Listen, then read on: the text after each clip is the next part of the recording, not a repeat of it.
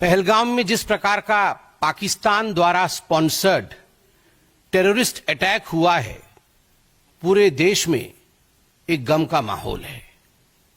CWC की meeting हुई कल। सीडब्ल्यूसी ने अपने मीटिंग में कुछ प्रस्ताव पारित किए। हाथी के दांत दिखाने के और खाने के और हैं। सीडब्ल्यूसी के मीटिंग में जो प्रस्ताव पारित हुए, उसके तुरंत बाद कांग्रेस पार्टी ने एक दूसरा प्रेस कॉन्फ्रेंस कराया और प्रेस कॉन्फ्रेंस एक बहुत ही महत्वपूर्ण राज्य के पूर्व मुख्यमंत्री, एक बॉर्डरिंग स्टेट, उसके पूर्व मुख्यमंत्री श्री चरणजीत सिंह चन्नी जी द्वारा यह प्रेस कॉन्फ्रेंस किया गया। और आप सोच के देखिए, स्ट्रैटेजिकली ये कांग्रेस का प्लान्ड विजन है कि यह प्रेस कॉन्फ्रेंस भी सीडब्ल्यूसी के मीटिंग के पश्चात एक तरफ खड़गे जी कुछ बोलेंगे एक रिजोल्यूशन के बारे में, और दूसरी तरफ बॉर्डरिंग स्टेट के पूर्व मुख्यमंत्री, वर्तमान के सांसद और उनके एक बहुत बड़े नेता चन्नी साहब पैरेलल प्रेस कॉन्फ्रेंस करेंगे और पैरेलल प्रेस कॉन्फ्रेंस करके कहेंगे कि 2019 में पुलवामा के समय भारत की सेना ने, भारत की वायुसेना ने जो सर्जिकल स्ट्राइक पाकिस्तान के ऊपर किया था वो गलत था, वो हुआ ही नहीं था। उनके शब्द हैं, मैं पढ़ रहा हूं। आपके देश पर कोई बम गिरा जाए और आपको पता ना चले, कहीं कुछ नहीं हुआ था, कोई सर्जिकल स्ट्राइक नहीं हुआ था, किसी को पता नहीं चला, कुछ नहीं दिखा, और मैंने तो हमेशा इसका सबूत मांगा है, हमेशा। प्रधानमंत्री जी के 56 इंच के सीने के ऊपर भी उन्होंने प्रश्न चिन्ह लगाया और उनके ऊपर टॉन्ट कसा। आप बताइए, 2019 के सर्जिकल स्ट्राइक को लेकर पाकिस्तान में खलबली मची। पाकिस्तान के तमाम मंत्रियों ने इस विषय को स्वीकारा। पाकिस्तान के मंत्री और पाकिस्तान के सेना के अधिकारी अभी भी कह रहे हैं कि फिर से सर्जिकल स्ट्राइक न हो जाए। आप लोग जो मीडिया के बंधु यहां बैठे हैं, रोज इस पर डिबेट हो रही है और आप पाकिस्तान के बड़े अधिकारियों के बयानों को बाई रिकॉर्ड चला रहे हैं, जहां वो खुद कह रहे हैं कि हमें डर है कहीं सर्जिकल स्ट्राइक न हो जाए। कोई कहीं गुहार करने भाग रहा है, कोई कहीं और गुहार करने भाग रहा है। और वैसे में कांग्रेस पार्टी का यह प्रेस कॉन्फ्रेंस कि पुलवामा के समय सर्जिकल स्ट्राइक नहीं हुआ, क्या यह भारत की सेना और वायुसेना के मनोबल को नहीं गिराता है? क्या कहीं ना कहीं ये देशवासियों के मनोबल को नहीं गिराता है? मैं ये प्रश्न करना चाहता हूं कि कांग्रेस कोई भी ऐसा अवसर, कोई भी ऐसी कसर क्यों नहीं बाकी छोड़ती जिसमें पाकिस्तान की सेना और पाकिस्तान के सरकार को, पाकिस्तान के आतंकवादियों को ऑक्सीजन सप्लाई जहां होता हो। हर समय पाकिस्तान के आतंकवादियों को और पाकिस्तान की सेना को ऑक्सीजन सप्लाई करने का काम ये कांग्रेस पार्टी करती है। उनका मनोबल बढ़ाने का काम ये कांग्रेस पार्टी करती है। ये कांग्रेस का एक तरीका रहा है कि ये लिख के कुछ, मुझे तो कहने में किसी प्रकार का गुरेज नहीं है। ये बाहर से सीडब्ल्यूसी और अंदर से पीडब्ल्यूसी है। ये बाहर से सीडब्ल्यूसी है और अंदर से पीडब्ल्यूसी है। बाहर से कांग्रेस वर्किंग कमेटी है और अंदर से देखा जाए तो पाकिस्तान वर्किंग कमेटी है। ऐसे तो नहीं हो सकता है ना कि हर दिन एक नेता बाहर निकल के आए और एक प्रेस कॉन्फ्रेंस करे, इंडिया को कोसे, प्रधानमंत्री मोदी जी के खिलाफ बोले और पाकिस्तान के समर्थन में बोल दे। It is more than a coincidence. ये एक बार हो सकता है, 2 बार हो सकता है, चलो 3 बार हो सकता है, मगर जब से आतंकी हमला हुआ है 22 तारीख से, हर दिन मैं फहरिस्त गिनाऊंगा तो फहरिस्त लंबी है और आप जानते भी हैं, मगर फिर भी सैफुद्दीन सोज जो इनके मंत्री रह चुके हैं, बड़े नेता है कांग्रेस पार्टी के, कश्मीर से ही हैं, खुद निकलकर कहते हैं कि हमें बात मान लेनी चाहिए पाकिस्तान की कि आतंकवाद की गतिविधि में पाकिस्तान का कोई हाथ नहीं है, हमें पानी बंद नहीं करना चाहिए पाकिस्तान का। सैफुद्दीन सोज का यह बयान है। सिद्धरमैया जी, रोना धोना शुरू हो गया सिद्धरमैया जी का डे 1 से कि युद्ध नहीं होना चाहिए, युद्ध अच्छी बात नहीं है, पाकिस्तान को छोड़ देना चाहिए। क्यों छोड़ देना चाहिए जी? उसके बाद आरबी तिम्मापुर जो मंत्री हैं कर्नाटक में, उनका कहना है कि नहीं, सरकार झूठ बोल रही है। ये जो आतंकी आए थे, इन्होंने कोई धर्म नहीं पूछा, किसी से मजहब नहीं पूछी और ऐसे ही गोली चला दी। और जो टूरिस्ट ऐसा कह रहे हैं कि मजहब पूछ करके मारा है, उनका कहीं ना कहीं मेंटल फॉगिंग हुआ है। यह आरबी तिम्मापुर का बयान है। बीके हरिप्रसाद, मंत्री कर्नाटक, बड़े नेता कांग्रेस पार्टी के, वो कहते हैं आपके लिए, भारतीय जनता पार्टी के लिए पाकिस्तान दुश्मन राष्ट्र होगा, एनिमी कंट्री होगी, हमारे लिए तो पाकिस्तान नेबरिंग कंट्री है। मुझे तो आदरणीय हेमंत बिस्वा शर्मा जी की बात याद आ गई। अभी कुछ दिन पहले मैं देख रहा था, हेमंत बिस्वा शर्मा जी ने अपने एक इंटरव्यू में कहा कि एक बहुत बड़ा नेता है कांग्रेस पार्टी का, जो अटारी बॉर्डर से क्रॉस करके 15 दिन तक पाकिस्तान में रहे, बिना किसी को बता करके चले गए पाकिस्तान, और 15 दिन तक पाकिस्तान में रहे। मैंने हेमंत जी का वो इंटरव्यू सुना कि कहीं फ्लाइट से जाना पड़े, एयरपोर्ट से जाना पड़े तो पकड़ में आ जाएंगे, इसलिए चोरी चोरी चुपके चुपके अटारी बॉर्डर क्रॉस करके कांग्रेस का एक कद्दावर नेता 15 दिन तक इस्लामाबाद में रहता है। और माननीय हेमंत जी ने जो कहा कि उनके बच्चे भी भारत के नागरिक नहीं हैं, यह तो बड़ा ही गंभीर विषय है। तो ये क्या मामला है? तो बीके हरिप्रसाद कहते हैं हमारे लिए तो बड़ा प्यारा नेबरिंग कंट्री है, ये पाकिस्तान जो है एनिमी कंट्री होगी बीजेपी की। हां, आपके सांसद 15 दिन रहते हैं, आपके बच्चे यहां के सिटीजन ही नहीं है, तो आपके लिए तो नेबरिंग कंट्री होगा ही वो बड़ा प्यारा। रॉबर्ट वाड्रा जी तो सबसे पहले आतंकी हमला होते ही रॉबर्ट वाड्रा निकल आए थे हिंदुत्व को कोसने के लिए, और ये हिंदुओं के लिए ही हुआ, क्योंकि मुसलमान को परेशान करता है हिंदुत्व की ताकत, इसलिए ये रिटेलिएशन हुआ। विजय वाडेत्तिवार जो कांग्रेस के एमएलए हैं, उन्होंने कहा टेररिस्ट ने कोई धर्म नहीं पूछा, टेररिस्टों के पास इतना समय भी नहीं है धर्म इत्यादि पूछने का, तो ये गलत बात है। सोचिए, टेररिस्ट के पास समय है नहीं है, क्या किया क्या नहीं किया। ये बेचारे जो पर्यटक मारे गए उनसे अधिक ये विजय जी जानते थे कांग्रेस के। मणिशंकर अय्यर ने कहा the Pahalgam attack is a manifestation of the unresolved questions of partition. Partition के समय जो अनरिजॉल्व्ड क्वेश्चंस थे उसका ये मैनिफेस्टेशन है, जस्टिफाई कर दिया। और एक मैं बहुत विशेष टिप्पणी कांग्रेस पार्टी के मंत्री हैं हिमाचल प्रदेश में, नाम है चौधरी चंद्र कुमार, ये कृषि एवं पशुपालन मंत्री है। उनके बयान को मैं पढ़ रहा हूं। इस वक्त पूरा विश्व हम पर थूक रहा है, हम पर मतलब हिंदुस्तान पर, इस वक्त पूरा विश्व हम पर थूक रहा है कि हमारे देश में कैसी सुरक्षा व्यवस्था है। पानी और बिजली रोककर किसी से बदला थोड़ी लिया जाता है। जब सरकार इन आतंकवादियों का खात्मा नहीं कर पा रही है तो अंत में पड़ोसी देशों पर थोप दिया जा रहा है कि उन्होंने फैलाया। दहशतगर्दी तो पाकिस्तान में भी है, अफगानिस्तान में भी है, कनाडा में भी है, अमेरिका में भी है। किसी का पानी और बिजली रोक देने से बदला नहीं होता है, यह इंटरनेशनल एग्रीमेंट है। टेबल पर बैठकर पॉलिटिकल सॉल्यूशन ढूंढना पड़ेगा, गोली बंदूक से कोई हल नहीं होता। 28 अप्रैल को चौधरी इंद्र कुमार, मंत्री हिमाचल प्रदेश, वो बोल रहे पूरी दुनिया हिंदुस्तान पे थूक रहा है और दहशतगर्दी तो बेचारे वो तो पाकिस्तान भी भुगत रहा है, उनका दोष थोड़ी है। ये तो हम अपने आप को बचाने के लिए पाकिस्तान के ऊपर दोष मढ़ रहे हैं, दोष थोप रहे हैं।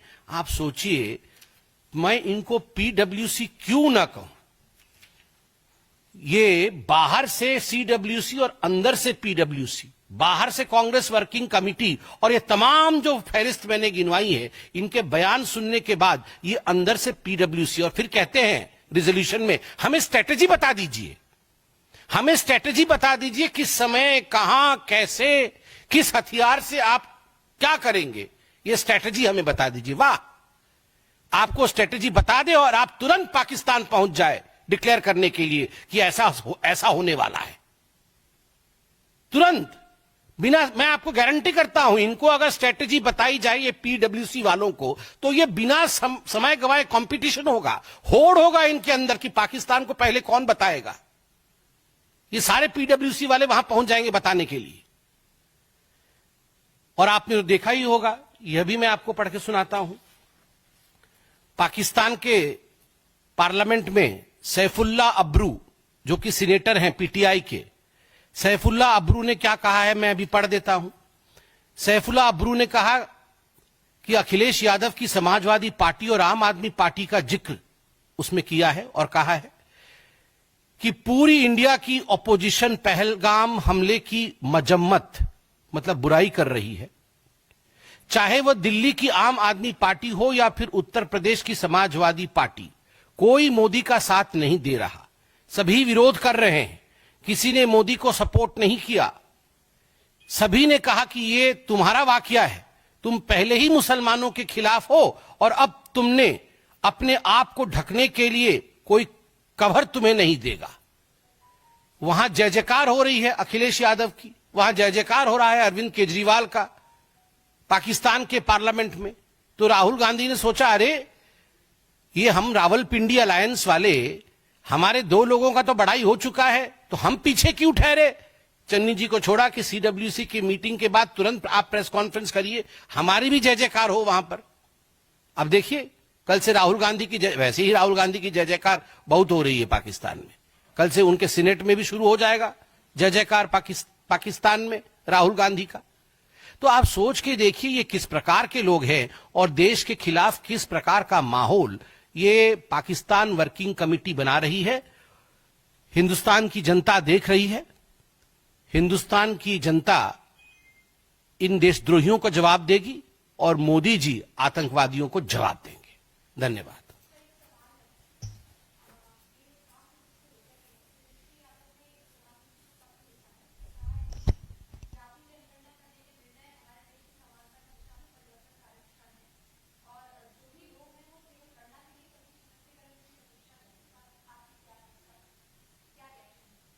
देखिए, जहां तक जाति जनगणना का विषय है, जो लोग आज उस पर, जो रावलपिंडी अलायंस वाले, जो लोग उस पर प्रश्न पूछ रहे हैं, क्रेडिट लेने की कोशिश कर रहे हैं, मैं उनसे सिर्फ इतना ही पूछ रहा हूं कि 60 दशकों तक या तो कांग्रेस पार्टी की सरकार रही या तो ऐसी सरकारें रही हैं जिसमें लालू प्रसाद यादव जी से लेकर बाकी तमाम घटकों का समर्थन रहा है।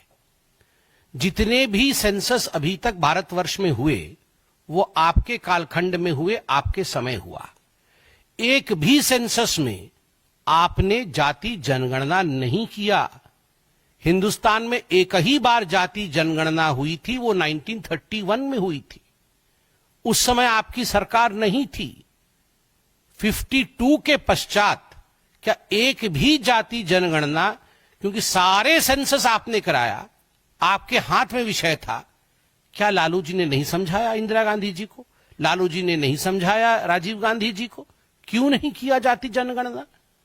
दूसरा विषय मैं कहना चाहता हूं, ये जाति जनगणना का विषय क्रेडिट का विषय नहीं है, ये डेबिट का विषय है। क्रेडिट लेने की होड़ मत मचाइए। डेबिट सामाजिक न्याय के लिए, गरीबों के उत्थान के लिए कौन कितना डेबिट कर रहा है, सरकारी तंत्र से, सरकारी व्यवस्था से, सरकारी खजाने से और अपने हृदय से प्यार कौन कितना डेबिट कर रहा है, यह विषय उसका है। किसने प्रधानमंत्री आवास योजना में आज आवास दिया है? किसने घर घर तक शौचालय पहुंचाया है? किसने आज ओडीएफ किया है गांव में? किसने आज उज्ज्वला दिया है? किसने आज सौभाग्य योजना दिया है? किसने सबके लिए जनधन अकाउंट खोला है? किसने समानता लाने के लिए आज 80 करोड़ लोगों को राशन किसने पहुंचाने का काम किया है? ये होता है कर्पूरी ठाकुर और राम मनोहर लोहिया के सपनों को साकार करना और सामाजिक न्याय को लाकर एक प्लेटफॉर्म पर खड़ा करना। केवल भाषण देना और क्रेडिट लेना ये अलग विषय है। हम क्रेडिट पे विश्वास नहीं करते हैं, डेबिट करके काम करने में विश्वास करते हैं। और दूसरा, इसका सबसे बड़ा उदाहरण है गरीबी हटाओ आंदोलन। ये पूरी नेहरू गांधी खानदान, नेहरू जी गरीबी हटाओ, इंदिरा गांधी गरीबी हटाओ, राजीव गांधी गरीबी हटाओ, सोनिया गांधी गरीबी हटाओ, हट गई गरीबी। मगर अभी वर्ल्ड बैंक ने मोदी जी की तारीफ की है कि यस, नरेंद्र मोदी जी ने जो काम किया है उससे लगभग 20 करोड़ हिंदुस्तानी BPL line, below poverty line या गरीबी रेखा से ऊपर लांगे हैं, ऊपर आए हैं। ये करके दिखाना और भाषण देने में फर्क होता है। ये जो राहुल गांधी सोनिया जी घर में बैठ के दिन भर यही करते हैं। ये दो फोन रखते हैं, एक फोन करते हैं कि तुम जाके पहले भारत के खिलाफ बोलो, और फिर दूसरा फोन करते हैं बोलो अब की मैं वापस ले रहा हूं। ऐसा होता है क्या? आपने ऑक्सीजन सप्लाई कर दिया, अब आप बताइए चन्नी जी को कि ऑक्सीजन वापस लो पाकिस्तान से। कैसे लेंगे ऑक्सीजन वापस? आपने तो मनोबल बढ़ा दिया, अब ले सकते हैं क्या उसको वापस? पाकिस्तान के आर्मी का जो मनोबल बढ़ा और हमारे आर्मी का जो मनोबल गिराने की कोशिश आपने की है, क्या इसको वापस कर सकते हैं? दूसरी बात है, ये पहली पॉलिटिकल पार्टी ऐसी है, मैंने विश्व में कोई पॉलिटिकल पार्टी नहीं देखी, ये कांग्रेस पार्टी ऐसी है जो चिट्ठी लिखती है देश के विरोध में कोई बयान मत जारी करिएगा। हर दिन चिट्ठी लिखती है और हर दिन कोई ना कोई बयान देता है। क्यों? आपको चिट्ठी क्यों लिखना पड़ता है कि देश के विरोध में बयान नहीं देना चाहिए या मत दीजिएगा, ये सब मत बोलिए? क्योंकि आपको पता है कि सारे लोग जो कूट कूट के भरे हुए हैं आपके पार्टी के अंदर, वो सारे एक विचारधारा के हैं। वो जरूर कहीं ना कहीं पाकिस्तान परस्ती में, पाकिस्तान प्रेम में ऐसा बयान देंगे जो देश के विरोधी में होगा, और उसके बाद फिर क्लैरिफिकेशन देते फिरते हैं। ये इनका एक टेक्निक है। मणिशंकर अय्यर से बुलवाएंगे भी और दूसरा पक्ष बोलेगा कि ये हमारा बयान नहीं है। देखिए, औरंगजेब ने जजिया टैक्स लगाया था, ये तो कांग्रेस पार्टी का इसी प्रकार का काम होता है। हिमाचल प्रदेश में भी जिस प्रकार हिंदू पिलग्रिमेज साइट जाने के लिए सुक्खू सरकार ने टैक्स लगाया है, ये एक तरह से जजिया का काम ही किया है। जो औरंगजेब ने किया था वही कांग्रेस पार्टी ने किया है, निंदनीय है, और देखिएगा जल्दी से वापस भी लेना पड़ेगा। देखिए, आपने मुझसे दीघा में जगन्नाथ मंदिर जो स्थापित हुआ है उसको लेकर प्रश्न पूछा है, और प्रश्न यह पूछा है कि उड़ीसा के कानून मंत्री ने जगन्नाथ मंदिर के टेंपल एडमिनिस्ट्रेशन को इन्वेस्टिगेशन करने के लिए कहा है कि क्या किसी प्रकार की खामी रही है। तो मुझे लगता है, मुझे पुरी के सांसद के नाते और एक उड़ीसा के पॉलिटिशियन के नाते भी इंतजार करना चाहिए कि इन्वेस्टिगेशन मंदिर एडमिनिस्ट्रेशन क्या करती है और उस इन्वेस्टिगेशन का रिपोर्ट क्या होता है। मगर मैं एक बात को लेकर बहुत घोर आपत्ति करता हूं, विश्व में जगन्नाथ धाम केवल एक ही है, द्वितीयो नास्ति।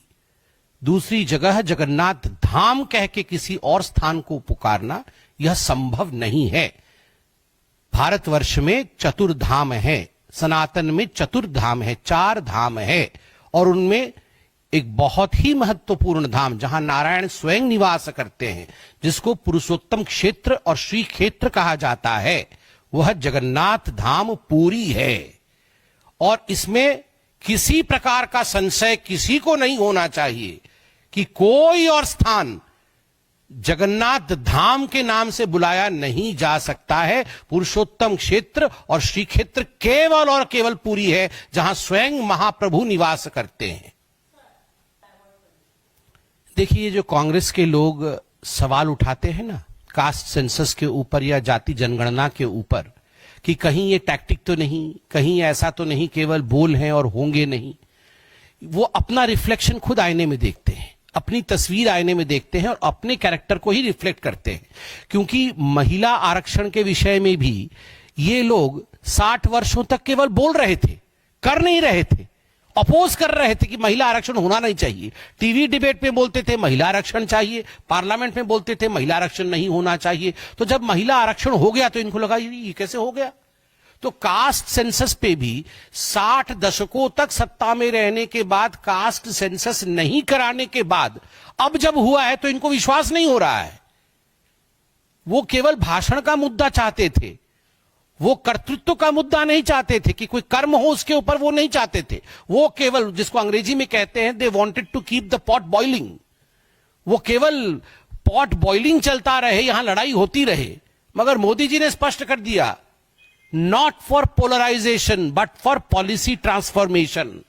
ये जो जाति जनगणना हो रही है, ये पोलराइजेशन के लिए नहीं, ये पॉलिसी ट्रांसफॉर्मेशन के लिए हो रही है। ये कोई चुनावी मुद्दा नहीं है, ये नीति निर्धारण का मुद्दा है। इसके आधार पर नीति निर्धारण होगा। अब इन सब के प्राण पखेरु फड़फड़ा रहे हैं कि अरे ये क्या हो गया, सबको जो है न्याय मिल जाएगा, तो हमारा क्या होगा? हम तो दिया सलाई लेके बैठे ही थे कि आग लगाएंगे और चारों तरफ लड़ाई होगी। अब तो लड़ाई होगी नहीं, तो इस कारण से इस प्रकार के बयान आ रहे हैं।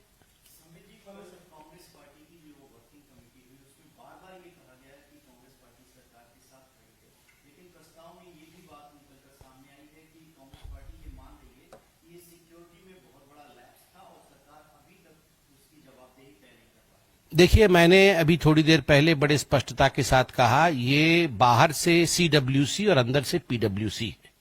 ये बाहर से कांग्रेस वर्किंग कमेटी है और अंदर से पाकिस्तान वर्किंग कमेटी है। जिस प्रकार के बयान रोज रोज इनके नेताओं के आ रहे हैं, आप बताइए।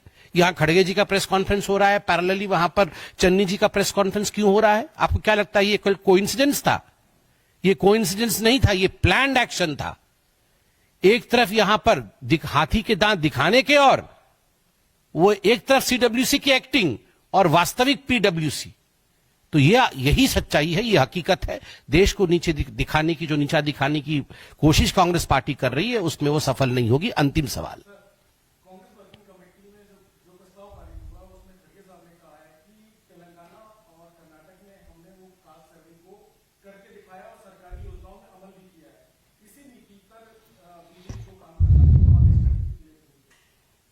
देखिए, भारतीय जनता पार्टी को जनता जनार्दन ने अधिकांश राज्यों में और भारतवर्ष में आशीर्वाद दिया है सेवा करने के लिए। भारतीय जनता पार्टी के कंधे पर, मोदी जी के कंधे पर नीति निर्धारण का पूरा दायित्व सौंपा है।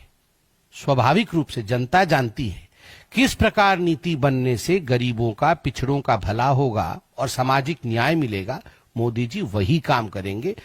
अनवांटेड और अनसॉलिसिटेड एडवाइस जो है, मुझे लगता है कभी कभी नहीं देना चाहिए। ठीक है, जो बड़े लोग हैं और ऑपोजिशन में हैं, वो बिल्कुल बोल सकते हैं, मगर सरकार हमेशा सबका साथ, सबका विकास, सबका विश्वास और सबके प्रयास के साथ काम करेगी। धन्यवाद।